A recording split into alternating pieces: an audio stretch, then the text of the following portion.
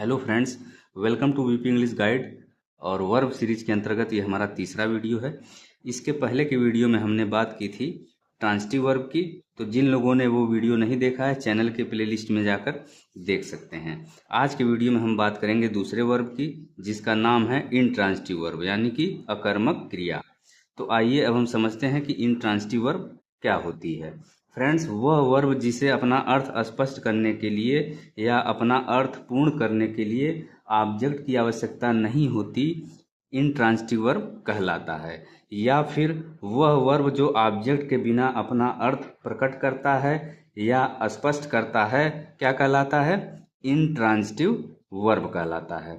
बात स्पष्ट हो गई। तो ये थी इंट्रांजिटिव वर्ब की डिफिनीशन।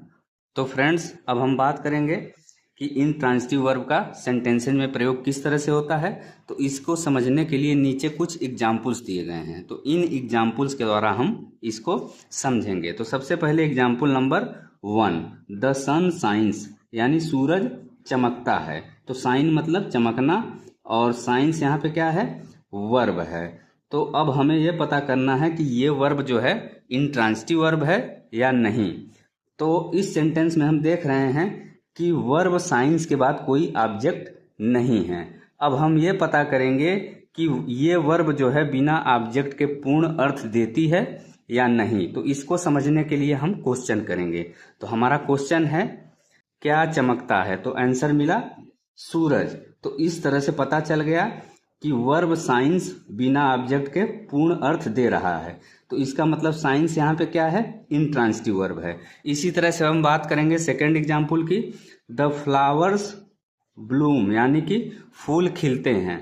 तो ब्लूम का मतलब होता है खिलना या फूल का खिलना, और ब्लूम यहाँ पे क्या है? वर्ब है। ब्लूम के बाद इस सेंटेंस में कोई ऑब्जेक्ट नहीं है।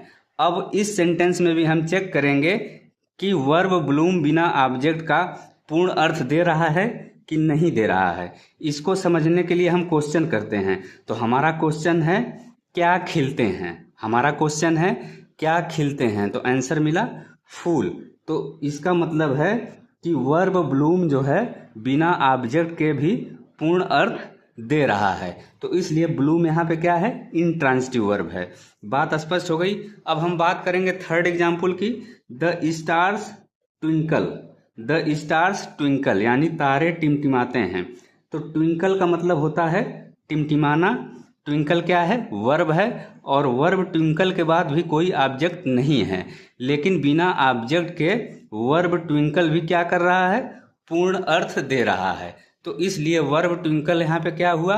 इंट्रांजिटिव वर्ब हुआ। इसी तरह से फोर्थ एग्जाम्पल की हम बात करेंगे, द गर्ल स्माइल्ड, यानी लड़की मुस्कुराई। तो इस्माइल मतलब होता है मुस्कुराना, और इस्माइल का सेकंड फॉर्म यहाँ पे लगा है स्माइल्ड। तो इस्माइल्ड यहाँ पे क्या है? वर्ब है। और इस्माइल्ड के बाद यहाँ पे कोई ऑब्जेक्ट नहीं आया है। बिना ऑब्जेक्ट के भी इस्माइल्ड क्या कर रहा है? पूर्ण अर्थ दे रहा है। तो इसलिए इस्माइल्ड यहाँ पे इंट्रांजिटिव वर्ब है। इसी तरह से हम बात करेंगे लास्ट एग्जाम्पल की, द चिल्ड्रन लाफ, यानी बच्चे हंसते हैं। तो लाफ का मतलब होता है हंसना। लाफ क्या है? वर्ब है। इस सेंटेंस में भी वर्ब के बाद कोई ऑब्जेक्ट नहीं आया है। तो बिना ऑब्जेक्ट के भी वर्ब लाफ क्या कर रहा है? पूर्ण अर्थ दे रहा है। तो इसका मतलब लाफ क्या है? इंट्रांजिटिव वर्ब है। तो फ्रेंड्स, ये था आज का वीडियो। यदि वीडियो आपको अच्छा लगे तो वीडियो को लाइक करें, शेयर करें, साथ ही चैनल सब्सक्राइब करना न भूलें। Thanks for watching.